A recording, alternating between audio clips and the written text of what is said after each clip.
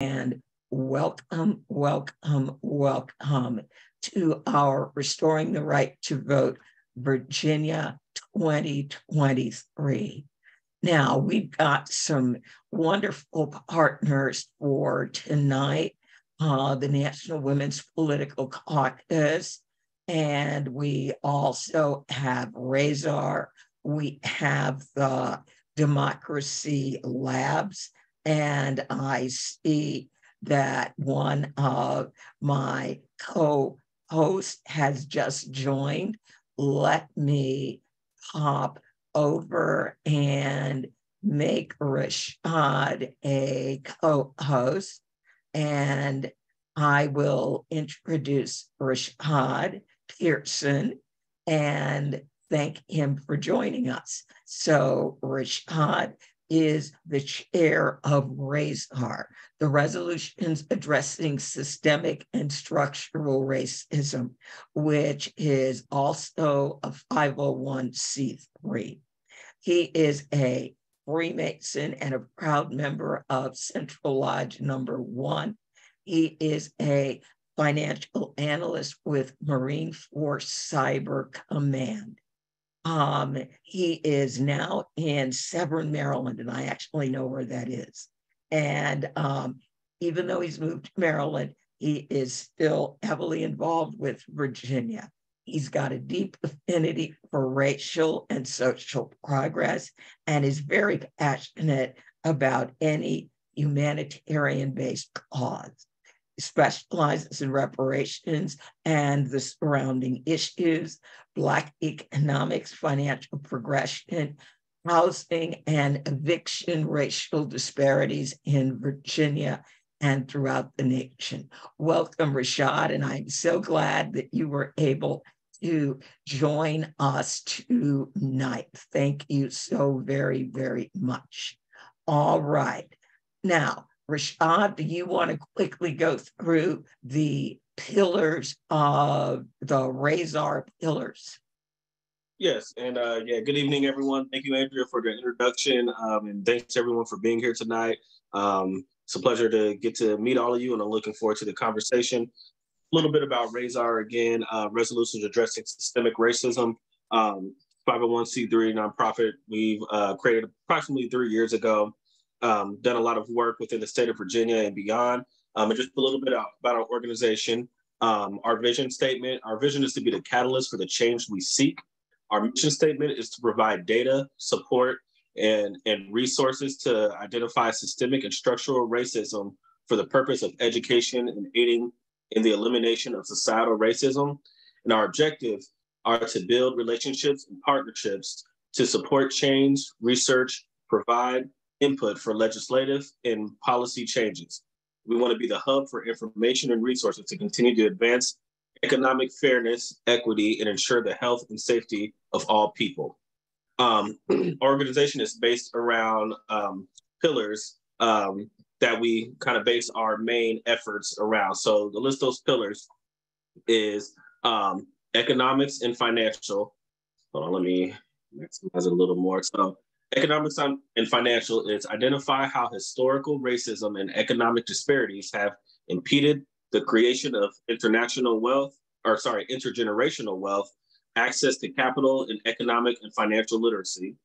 Our second pillar is education, outreach, and partnership. We want to provide outreach to like-minded organizations, social media platforms, and leaders to serve as resources for communities to learn about advocacy and allyship as it pertains to justice and anti-racism. Our next pillar is health and wellness. And we identify structural and systemic barriers to equitable access to medical, health, wellness, resources, and practices. We want to acknowledge generational trauma resulting from systemic and pervasive racism. Next is housing and evictions. We want to narrow and close the housing and eviction racial gap and decrease the overall eviction numbers. We address redlining and housing discrimination practices. Next is justice and law enforcement. We identify ways to address systemic and structural racism bias related to law enforcement and communities they serve. We want to help change the culture and build communities of trust. Next is legislation and policy. We want to identify where structural laws, rules, and official policies and systemic societal policies and practices racism continues to exist and work to eliminate and replace harmful actions. And our last pillar is reparations and redress. We want to redress and reconcile past and current racial injustices and repair. Repair includes restitution, compensation, rehabilitation, satisfaction, guarantee, and guarantee of non-repetition. So those are the pillars that RAISR is based around. Again, it's not just limited to that, but that's kind of our core there. And overall, we're just about doing this work and partnering with other organizations such as Andrea's organization and just anyone else who is passionate about the overall mission of what all of us advocates are trying to do. So again, pleasure to meet with you and looking forward to this conversation tonight. And yeah, it'll be great. Thank you, Andrea. All right. Thank you, Rashad. Now, as most people know, Virginia has a little election coming on in 2023. So all 140 General Assembly seats are up for election after redistricting. This is the first election after redistricting, which is why our old General Assembly is up now. Virginia has state elections on odd numbered years. So we did not have state elections in 2022.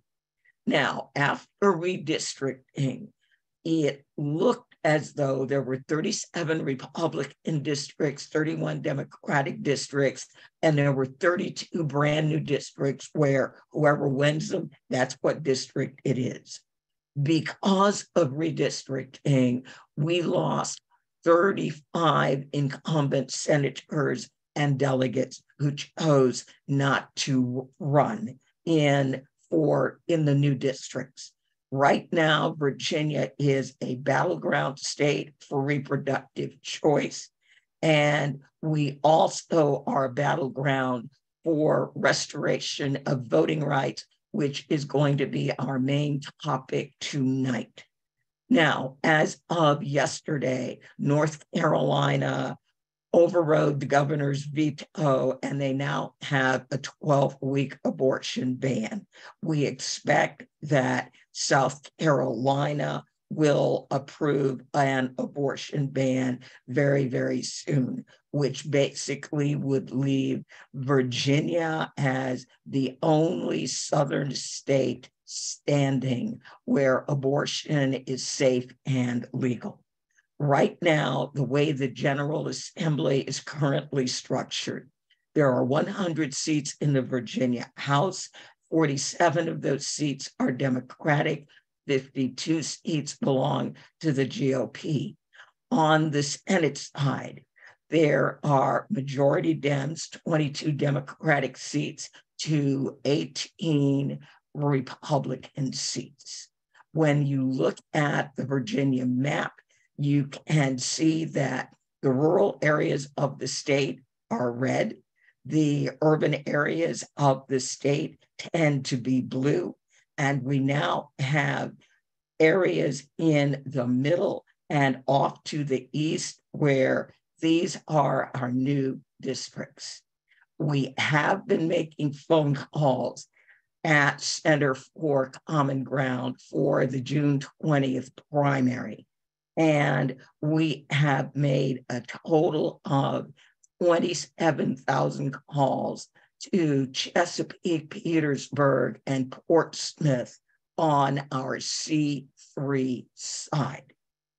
We introduced a new partnership about a month ago with the National Women's Political Caucus. And as you can see, they are just getting started making phone calls. So if you are inclined to phone bank, we would really love to have you join us. We will drop the link in the chat where you can sign up to make phone calls.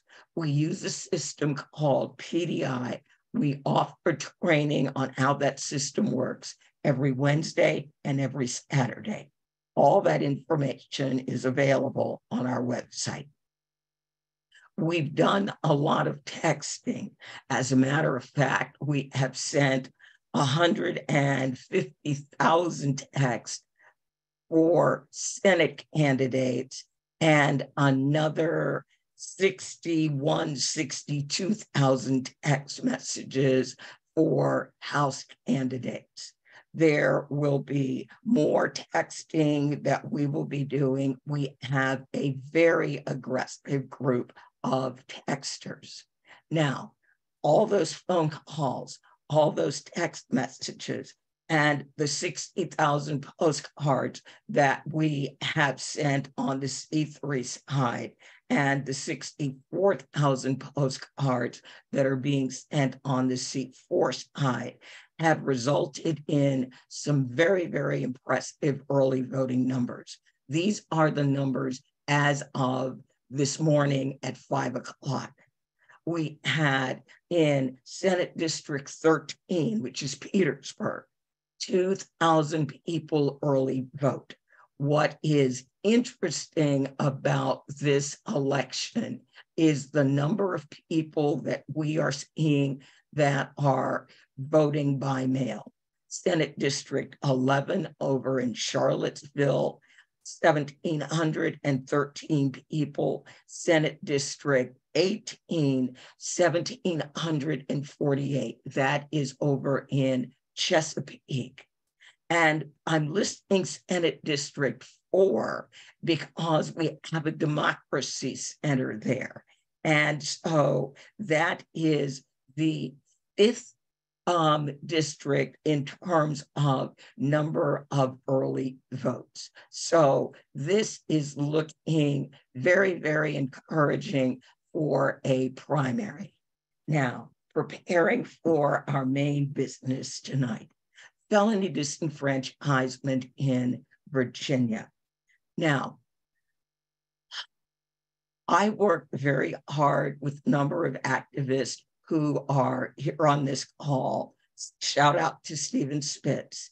And we were able to affect a major change in the way restoration of rights was handled in Virginia in 2009. And then in 2016, Governor McAuliffe instituted automatic restoration of rights, as automatic as we can have it in Virginia. And Governor Northam continued the practice that Governor McAuliffe had instituted. In May of 2022, Governor Youngkin very quietly changed the policy and basically took us back to 1902, the total arbitrary and capricious method of the governor will restore whomever he wants for whatever reason, and he is free to make up any criteria, and maybe he lets people know ahead of time what it is, and maybe he doesn't. Virginia is now one of 3 states where our Constitution permanently disenfranchises all citizens with past felony convictions, but only allows the governor to restore voting rights. That process goes all the way back to the 1902 Virginia Constitutional Convention. Many people here on this call know Senator Carter Glass as the Glass in Glass-Steagall. What many people do not know is the role that he played in the 1902 convention. He basically was very strongly in support of placing new restrictions on voter eligibility, specifically targeting African-American voters. There was a poll tax that was instituted. There was a literacy test to determine voter eligibility, and they introduced the notion of lifetime felony disenfranchisement. When Senator Glass was asked why he did that, he basically explained that this new constitution would eliminate the darky as a political factor for generations to come. With that, I'd like to introduce our very first guest, a very dear friend of mine, Frank Anderson.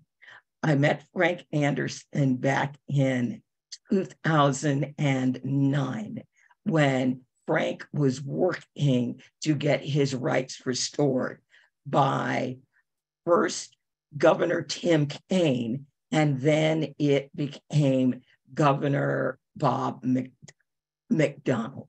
So, Frank, welcome. We want to put a very human face on this rather wonky policy issue of restoration of voting rights. So, Frank, take it away. All right. Thank you, Andrea, and thank you, Senator, for Common Ground, for hosting tonight. Really appreciate it. Can everybody hear me? Yes. Okay. Well, I wanted to introduce myself. I did meet Andrea and Stephen Spitz and other folks over the years, 2009 and earlier. I'm a person who has a felony conviction.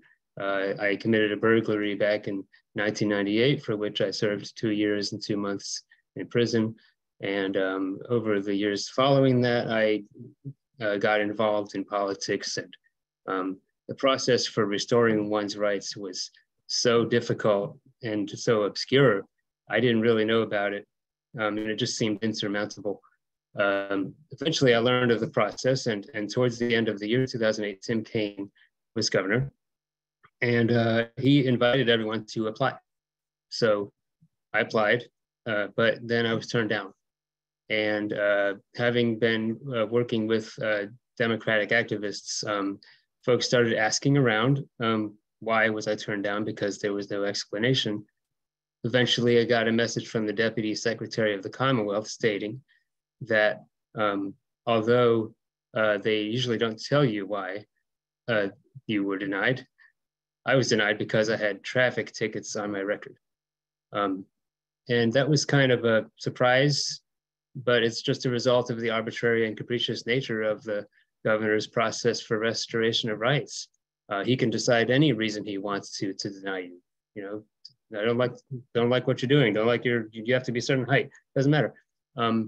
So at that point, Governor Kaine was about to leave office. Bob McDonnell had been elected and was going to take office. And we, with many organizations, the ACLU, NAACP, tried to pressure Governor Kaine to issue an executive order restoring rights to all ex-offenders, or at least most ex-offenders. He did not believe he had the constitutional authority to do so, so he did not do it. I started talking to folks about the fact that I was turned down because of having traffic tickets on my record. I even had an opportunity to have a face-to-face with the governor, and he said, well, I had admitted some folks who had traffic tickets, but not you because you had too many. So fast forward to the next administration, Governor McDonnell had already stated he was going to make the process a little harder. So he ended up instituting additional requirements. And at this point, just to give you all a picture of the process, there was 2 applications. There was one form that was a 2-pager for most nonviolent offenders, and that was still required for you to get your write down the exact sentence under which you were sentenced and the exact dates that you were sentenced, and then get it notarized. If you had a violent offense, then it was a 12-page application that required many more pieces of information, including letters of reference. And so already incredibly difficult to accomplish. Governor McDonnell instituted something new, saying that, please tell us what kind of community activities, including church activities, you're involved with. And that was a sort of a PR disaster for the governor. People rightfully called him out for it being such an unethical and sort of a literacy test requirement for getting your rights restored. So he pulled back a little bit. He made the process a little easier. The reapplication time was shortened. And suddenly I became eligible to apply once again. And I did get my rights restored by Republican Governor Bob McDonnell. So I'm grateful to him for doing that. He made the process a little better, but still not very good, because he ultimately changed the rules along the way.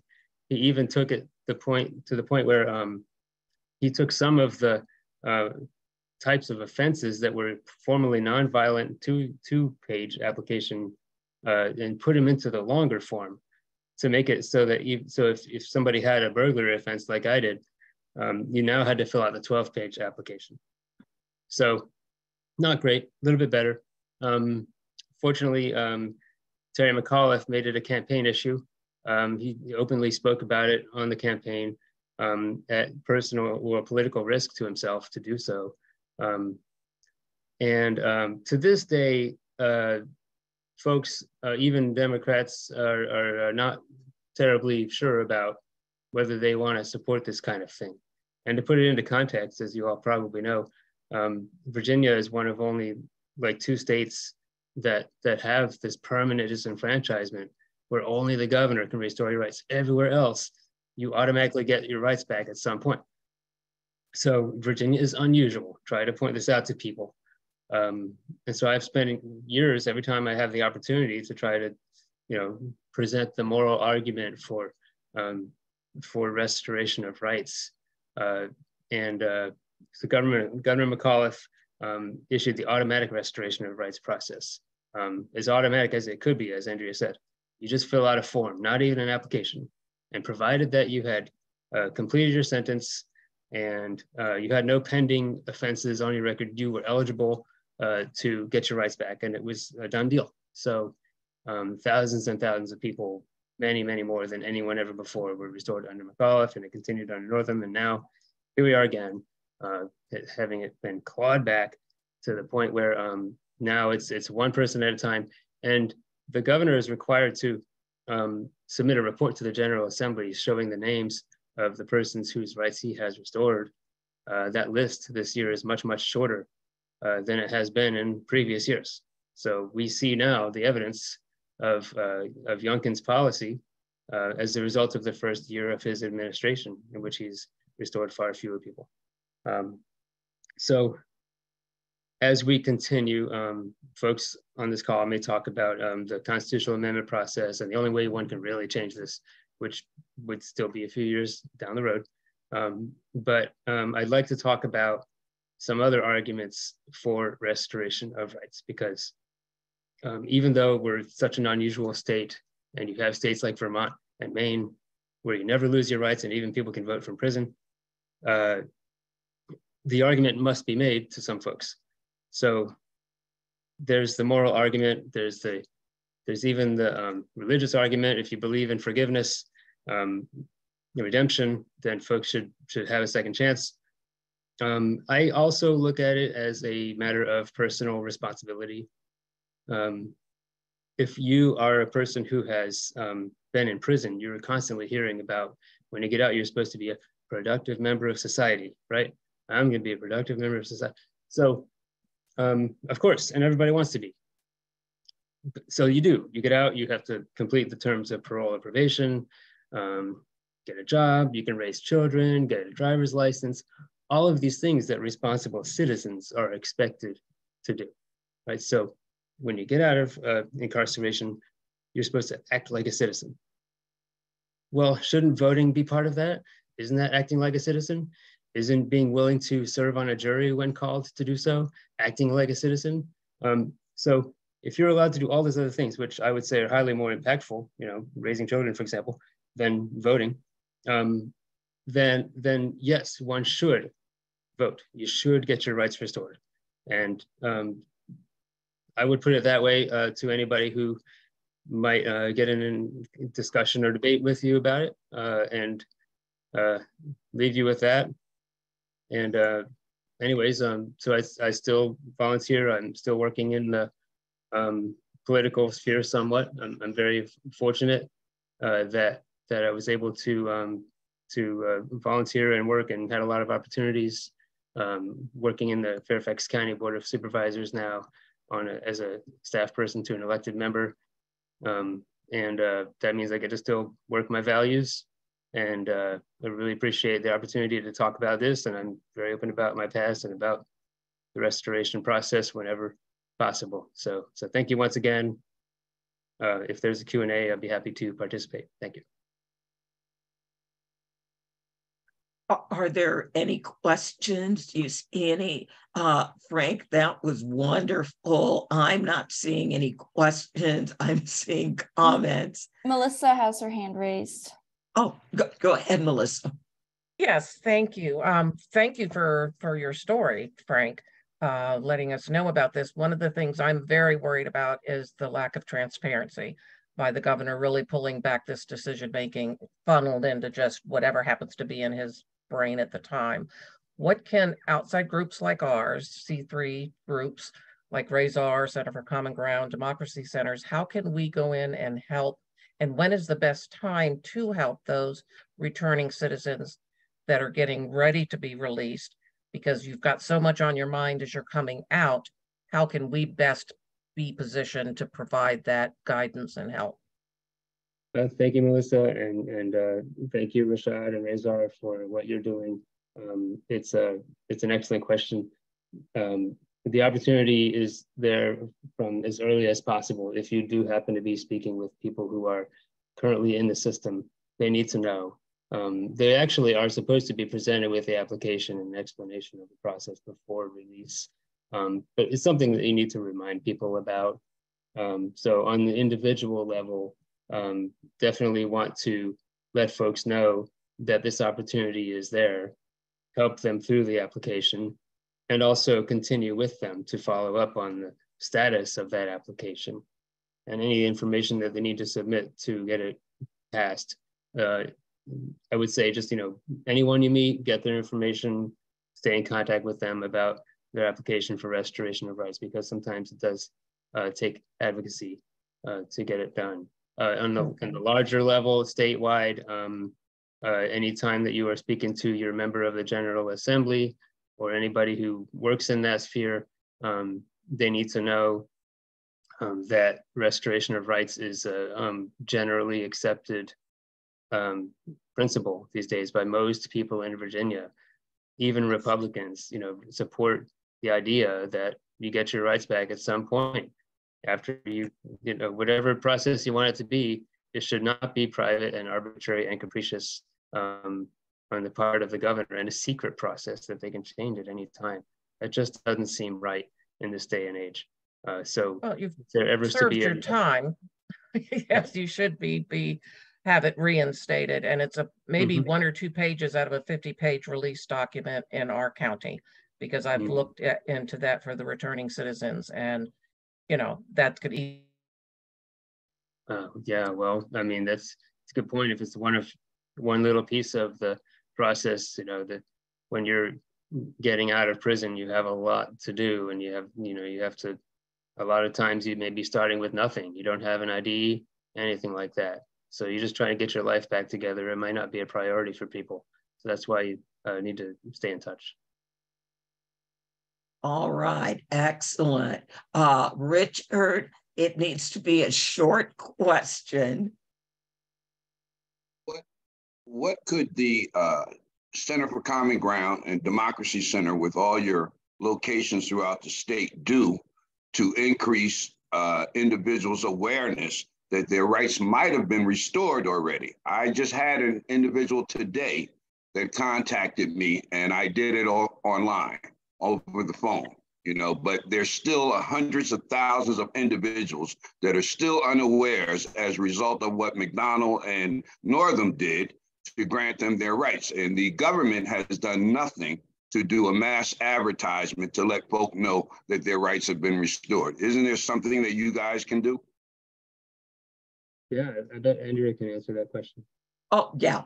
Well, Richard, it does require that when we are out in the community that when we talk to people, if they do tell us that they aren't voting or can't vote because they have a felony conviction in their past, then we do use the Secretary of Commonwealth's website, restore.virginia.gov, to help people check. Going all the way back to Governor McAuliffe, many people were restored, and there was never a real strong attempt to make sure people knew that their rights were restored. So that will always be a difficult thing. One of my board members is on this call, and one of the things he's very, very interested in doing is coming up with some ways where we might be able to find and identify more people quickly than waiting to accidentally run into them, or for them to find out about an event we're having on restoration of rights and present themselves. So Richard, thanks for your question. All right, I'm going to bring up Rashad, and Rashad will introduce our next guest. Yeah, so thanks again, Frank. Our next guest on the panel is Tarek Moyer. A little bit about him and his background. Tarek Moyer is the Director of Operations at Lighthouse Community Health Services, which provides treatment to all individuals who need access to service such as behavioral health care, peer-supported substance abuse therapy, domestic abuse counseling, and re-entry returning citizen support. Tarek helps find housing for returning citizens. He is also specialized foster care provider, providing direct care and supervision to adults with disabilities. So Tarek, thank you very much, and you have the floor for 10 minutes. Well, thank you, Rashad, and thank you, Andrea, for inviting me to speak tonight. It's a pretty tough act to follow Frank, but I'll try to do my best here. I am the Director of Operations at the Lighthouse Community Center and have been for about 8 years now. I got involved with them at the request of the founder, Finney Matthew. We were working with the same population, and that population we had identified as 3 large subgroups of the homeless population here in Lynchburg, Virginia. The first group were people who had an addiction. The second group was people who had a criminal record. And the third group was folks who had undiagnosed or untreated mental health concerns. And those 3 subgroups made up the large percentage of our homeless population. There wasn't sufficient resources to address the needs of any of those 3 subgroups. So what we did is, with limited resources, we didn't get any local, state, or federal funding.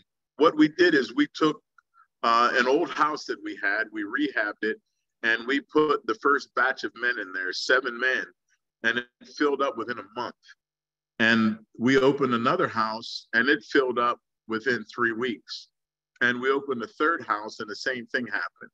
I believe we could have opened up 10 houses and there would still been more men coming out of incarceration, coming out of homelessness, or coming out of rehab that would have needed housing.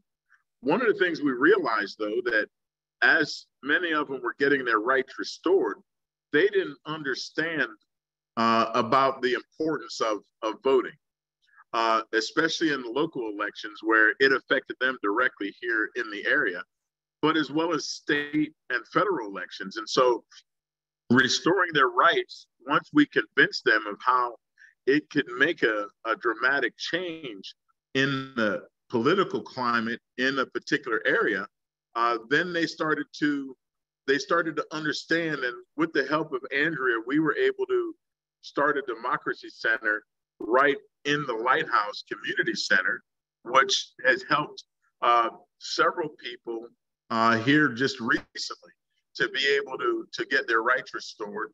And I think that it's important that we continue to promote that, but we promote political awareness, because I think folks need to be aware of the political platforms of the people that they vote for. that just because something that they say sounds good, let's look at their track record.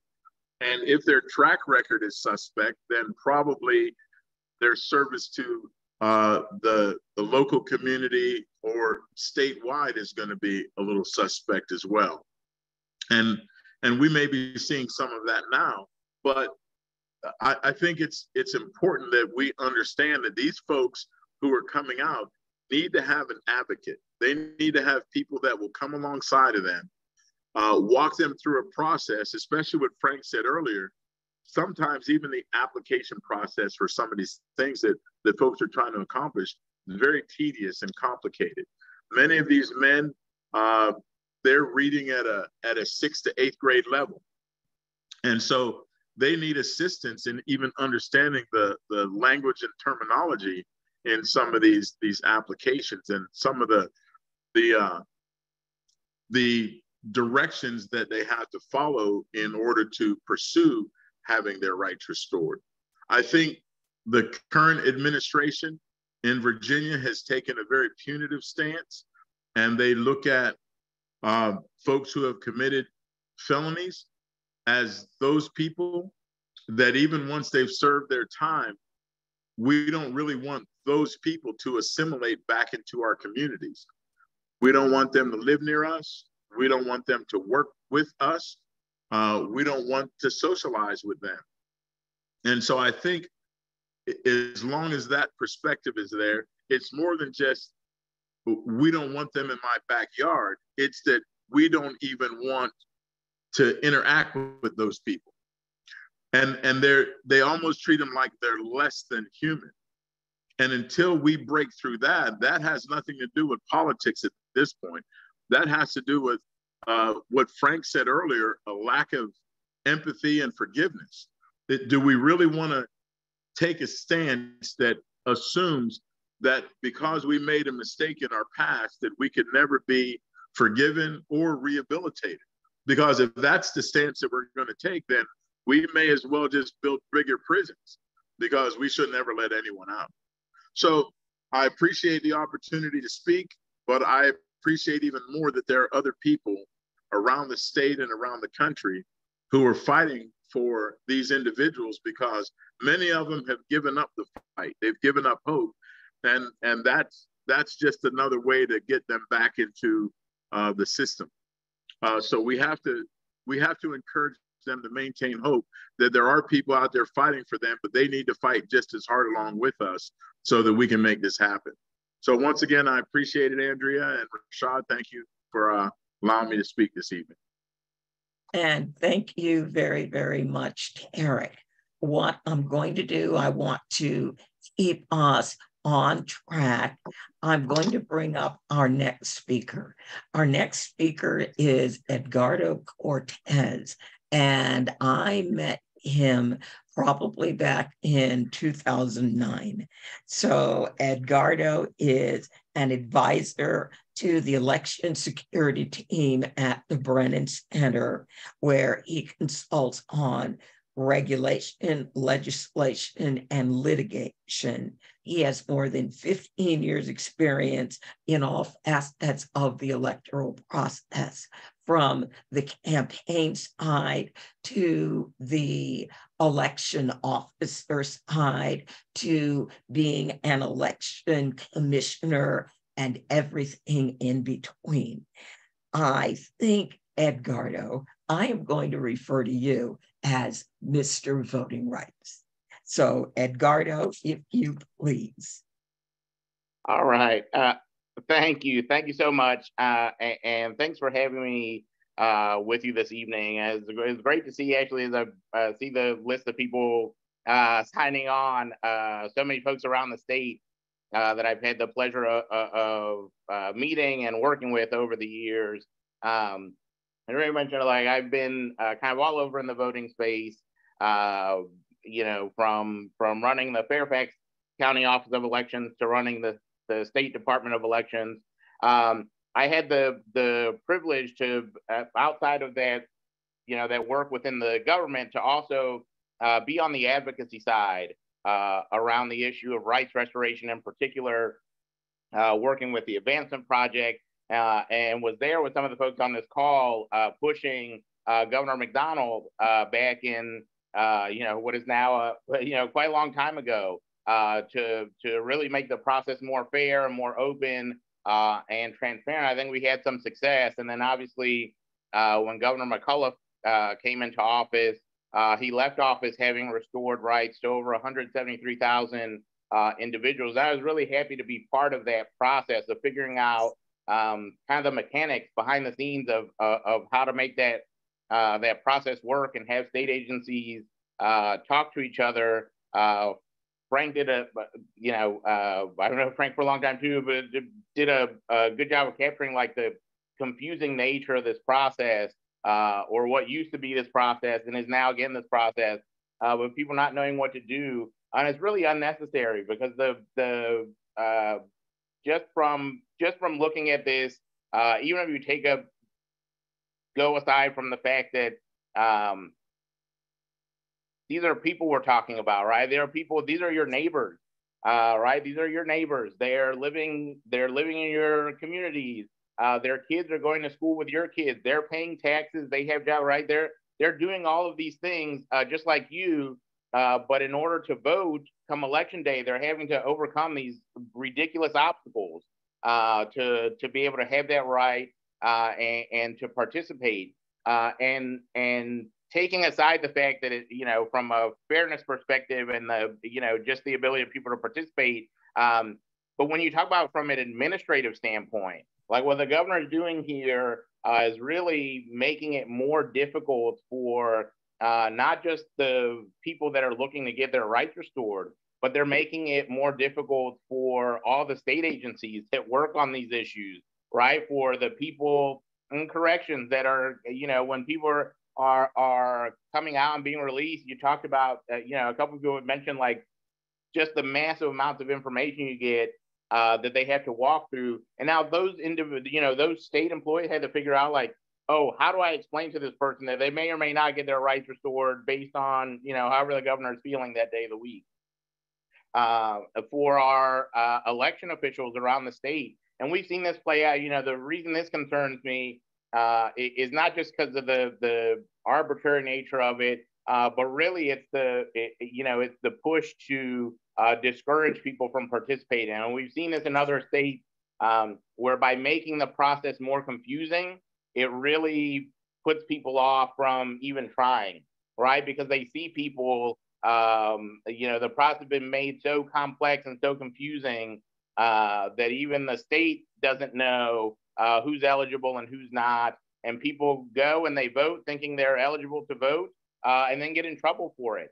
Right. And so as part of this larger narrative around discouraging people from participating, I'd love to tell you guys, like, this is what the process looks like now. But I can't. I mean, if you go on the website for the governor's office, remember it's basically like however the governor feels, he may or may not restore your rights. Kind of apply and find out. We've gone back now, this administration, not just on this front, I saw somebody else mention some other voting issues, right, is pushing back more than a decade of progress that we've made in Virginia, right? I mean, folks are talking about 2009, 2010, when McDonald was in office, and the changes and improvements then all the way till now. And really, we're going back over a decade of progress of making it more accessible for people, making the process more open, making it easier for individuals to vote. And again, it's all part of a larger narrative around not only prohibiting certain people from voting, but also just discouraging people generally from even trying to vote.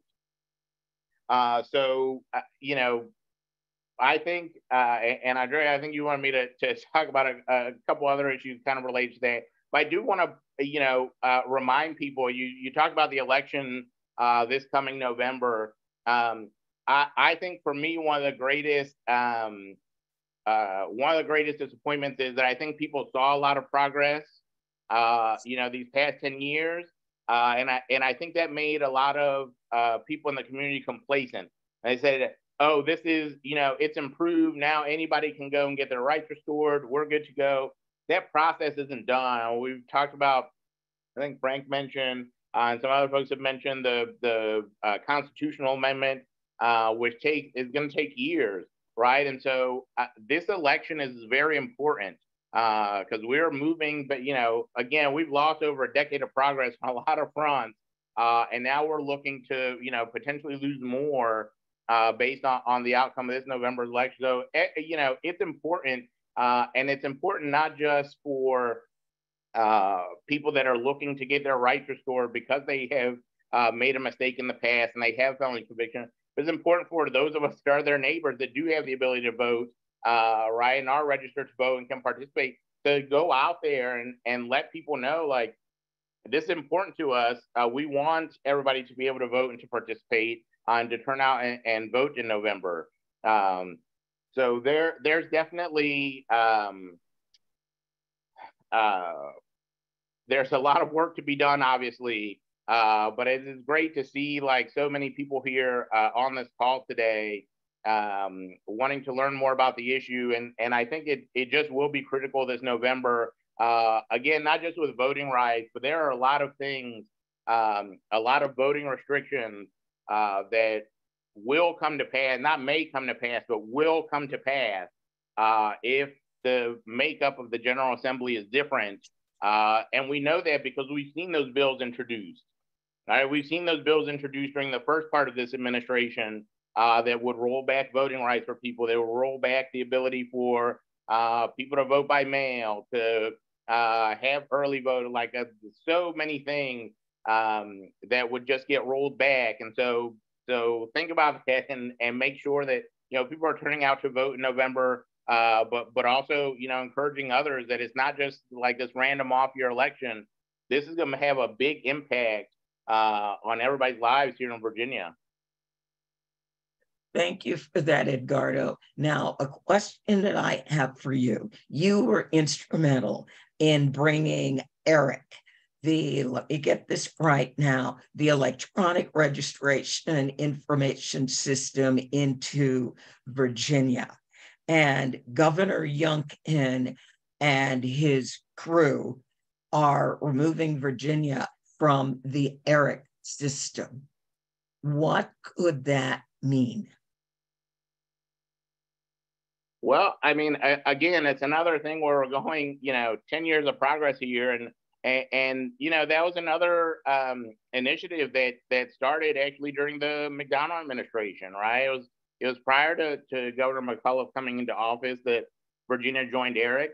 I was lucky to be at the table when ERIC was kind of in formation. Back when I was a registrar in Fairfax County, talked about what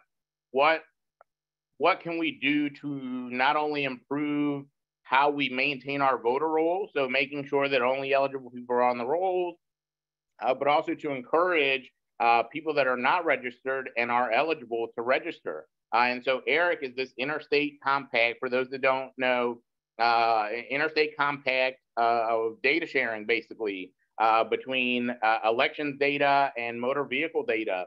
And so one of the big components is to encourage eligible but unregistered individuals to register to vote.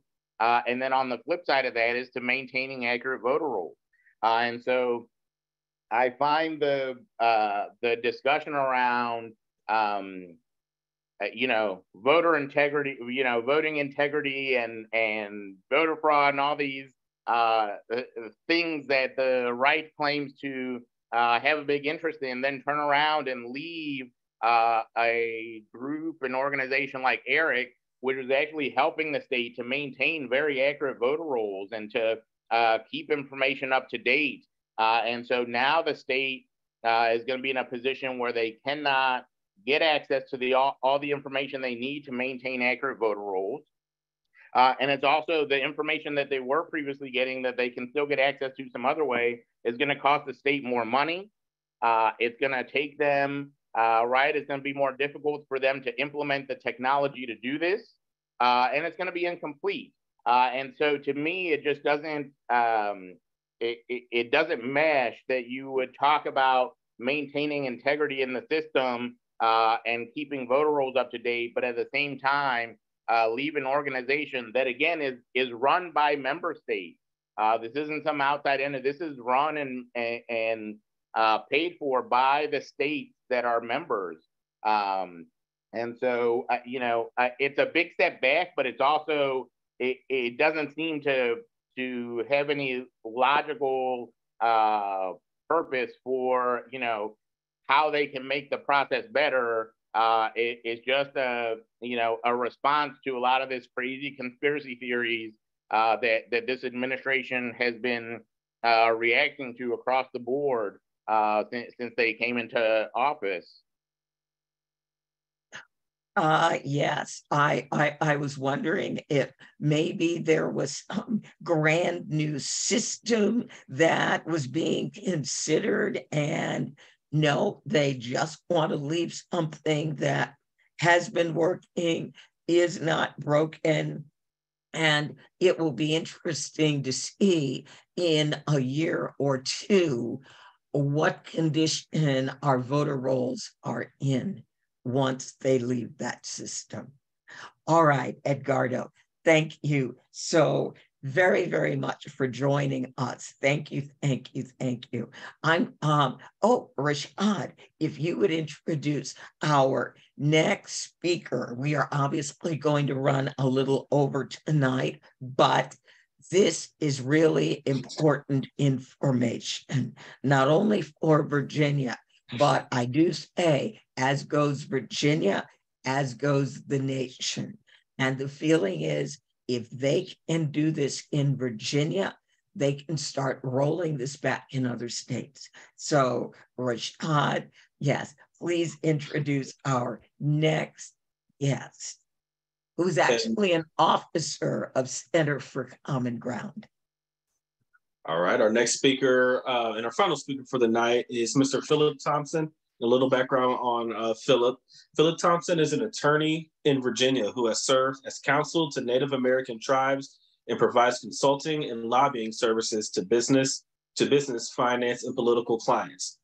Philip also operates Cannabis Equity Consultants, LLC, which specializes in assisting minorities in the cannabis industry. He has been active in various community organizations, including serving as president of the Loudoun County, Virginia branch of the NAACP, as a member of the Virginia State Conference of the NAACP Executive Committee. Thank you, Philip, again for joining us tonight, and you have the floor for 10 minutes.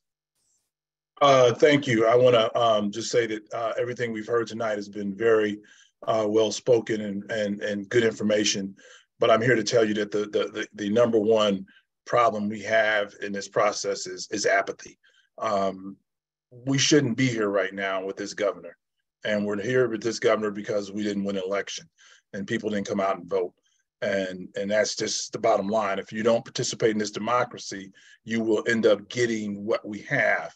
And so what I want to say today is that, we have to be more proactive. Folks, we're in a battle for that's a lot different than even prior times, because the battle we're in right now is with a group of people that think that their rights and their culture, their whole thing is going down the tubes. And so we have to step up and be involved in this process to get people to vote. It has not, it does us no good to help incarcerated individuals get their voting rights back if they don't go vote. It doesn't help to register people to vote if they don't go vote. And our, especially in the minority community, our participation in elections has been going down, and we can't see this. We can't have this happen.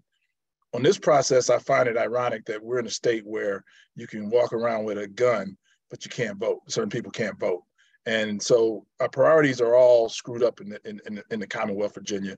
And all Glenn Youngkin is doing is trying to position himself to win his next election. He really doesn't care about the real impacts, the real effects, what's been done before. He's being advised by a group of people who've had very little knowledge about the history and the activities of what has occurred in Virginia. All they're worried about is making this man look palatable for national office. And so we have to, at some point, get to the point where we have to stop worrying about what Glenn Youngkin's doing and worry about what we can do. We got a system in place, then let's work the problem. You know, if there's some things that felons have to do, then community organizations like all of us have been involved with. I've been an NAACP. I've been on executive board of the ACLU. We all have to work the problem and move forward and start getting people to register. But we just can't stop with registration. We can't stop with getting their rights restored. We have to get them to the polls. That's the only way you affect change, is that you actually get to the polls and you participate. The Republicans know one thing. They know on a rainy day, the minority vote is going to be lighter. It's just they know this. They know that if you put obstacles in place, people are not going to come vote. Now, we all come from a tradition of people that came before us that died trying to vote. They shot Medgar Eggers in the back in his own driveway because he was registering people to vote. If that doesn't get you fired up about voting, I don't know what can. People died for your vote. They died. People were in jail. People were beaten. People were burned. Three individuals ended up underground in a dam in Mississippi trying to get people registered to vote. And today we get people, and I've been one that been out there talking to people about voting, and oh, well, you know, my vote don't count and it won't make a difference. Well, there was a recent election in Virginia that was won by 1 or 2 votes. Don't tell me your vote doesn't count. It counts. So all of us here who are passionate enough about these issues and come onto this platform to try to say, hey, this is important. We got to try to fix this. We got to look for solutions. We're all there, but we got to drag other folks with us. You got to keep this passion up in your community to help people gain the wherewithal to actually go vote and participate in this process. I, for one, was involved deeply in the redistricting process. I got a lot of heat from a lot of African-American politicians and other people that said, oh, you know, we're messing with the vote. One of my problems was I didn't like the fact that we were stacking all the minorities in certain districts. I thought it was good to get it spread out. We'll see how that all happens. Some people are going to lose their seats. Some people are going to stay. But, you know, I had politicians tell me that that we have to, you know, we have to take into account the politicians and where they are elect to make sure they got their seats. It ain't their seats, it's our seats. All these seats, all these elected people, those are our seats. So we decide who gets elected, we decide. So your vote is very important, and we got to try to get out here and reform this system. In 2016, I was had a meeting with Ed Gillespie, and I think his name was Mr. Adams. I can't remember his first name. He was running for Attorney General. And he said, well, you know, I want people to come and explain to me why they should vote and ask a question. I said, you know, you sound like some sort of slave overseer or something. You know, what is this? You know, it's a mentality that you have to come to me and explain why you should be able to come back and vote. Are you kidding? You know, I explain about having a gun. You know, I want you to be able to have a gun anywhere. I don't care if you're crazy. I don't care if you got this problem, that problem. Get a gun. Take a gun with you. Go to the supermarket with a gun. They're all big on the gun rights because they know the people that support them are into the gun rights. They know that the people that support them don't care about restoring voting rights to felons. Let's keep as many of them that can't vote. They don't care about making it difficult. They don't care about changing polling places away from college campuses so that now the college students can't vote in numbers. They don't care about, you know, making it difficult to show up with ID and all these various little obstacles they put in order to drum down the vote. But we've got to show the same amount of energy and say, no matter what you do, I'm coming to vote. The only way you're going to get me not to vote is you kill me. That's the way I feel about it. I'm coming to vote. You're going to have to put a gun on me, and then you got to physically pull the trigger to get me not to vote. That's my mentality. And that should be everybody else's mentality in this process. I'm going to do whatever I can to vote, because if you push the issue, you will vote. Even if you don't have an ID, you can still file a provisional ballot to later on prove that you can vote. You got to want to vote. And that's one of the problems that we have here, is that we have people that don't vote. I've seen some of the numbers on some of the felons that were restored, and a lot of them had people who worked their tails off to get their votes restored, and they didn't go vote. That's very disappointing, you know. But on the other side of it, we have to try to make this happen. You know, what we did in Loudoun County, we pushed to make sure all the individuals that were incarcerated as in the local jail with misdemeanor charges or whatever, or even if they have felony charges, they haven't been convicted, we want them registered to vote. every person that goes to jail on a misdemeanor charge should come out registered to vote. That should be part of your discharge. Is we make sure we register you to vote while you're incarcerated. Everybody that's arrested before they come out of a courthouse, you get a traffic ticket before you come out of the courthouse. Part of your deal should be: are you registered to vote?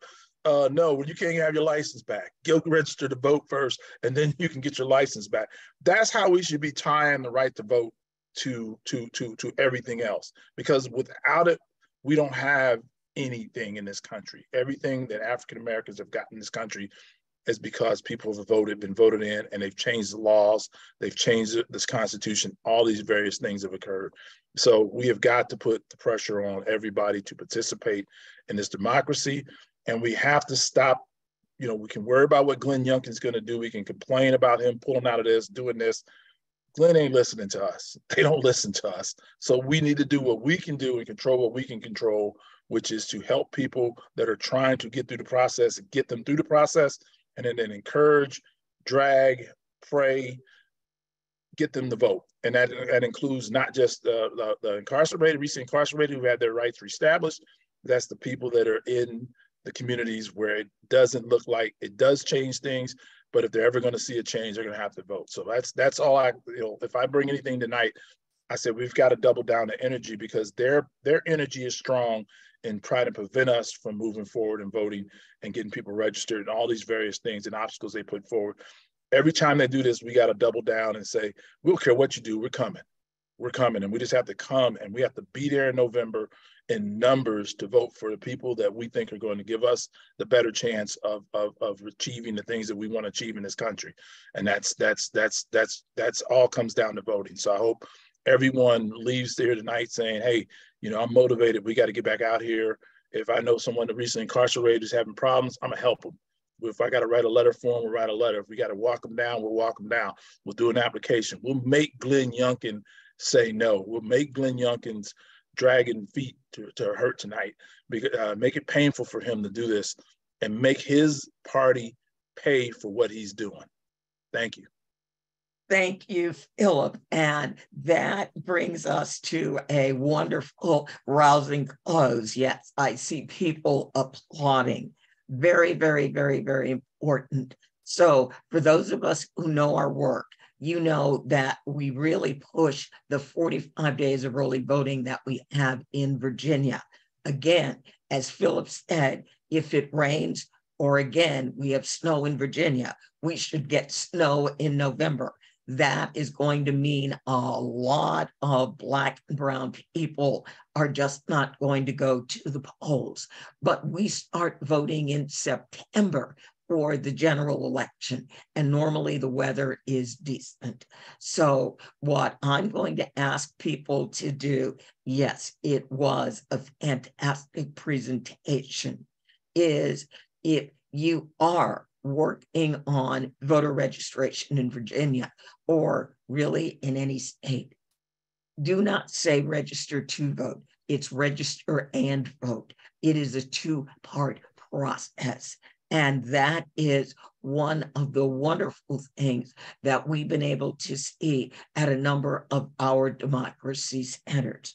We are working in our democracy centers to reach out to people who are struggling. If you are hungry, democracy obviously has not been working for you. So I know a number of our democracy centers, we're working on feeding programs and everything that we can do to get people to say, I am a powerful person, and like our postcards say, I am going to vote my power. I'm going to drop a link in the chat. We currently are making phone calls to turn out the vote in Virginia for the primary election. One of the things we tell our voters is a primary election lets you choose who's going to be on the ballot to allegedly represent you in November.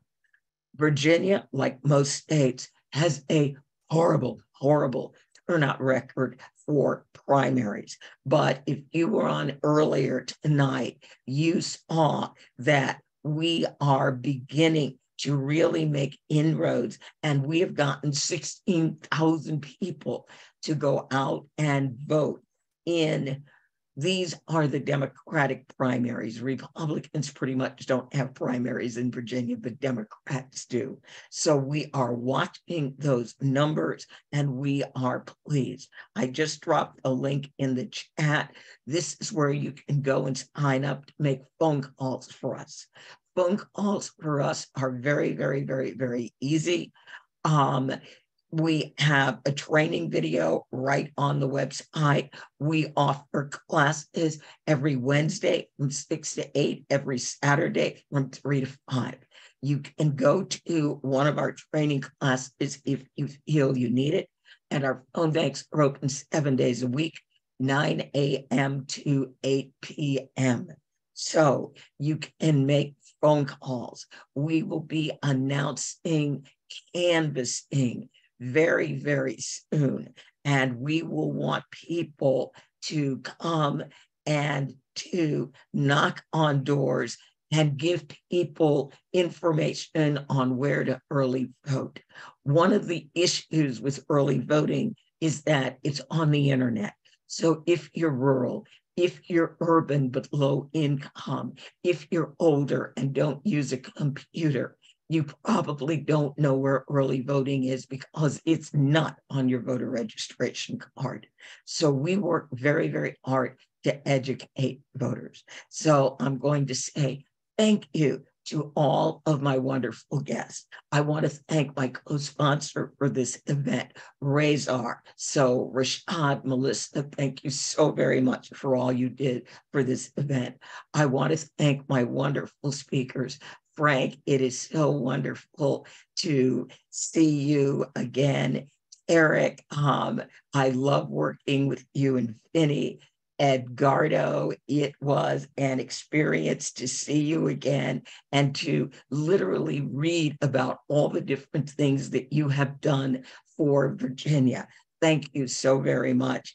And Philip, I love your enthusiasm. I love your activism. I love your let's kick people in the ass and let's get it done. So on that and with that, thank you all so very much for tonight. It has been wonderful. Bye-bye.